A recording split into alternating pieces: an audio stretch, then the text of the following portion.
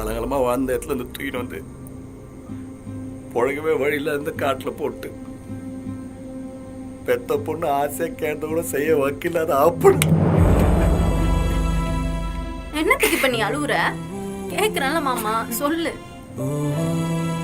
நீ அழாத மாமா, கஷ்டமா இருக்குதுல்ல.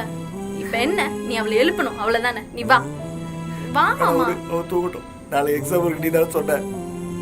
தூக்கட்டும், எழுப்பலாம் தேவையில்ல. அம்மா கலாய்க்கிறியா? நீ அழுதா எனக்கும் அழுக வரும்ல. நீ வா வா மாமா. நீ ஏன்டி அழற? நீ சொன்னதுதான் கரெக்ட். அவ படிக்கட்டும், படிப்பு தான் முக்கியம், படிப்பு தான் எல்லாமே.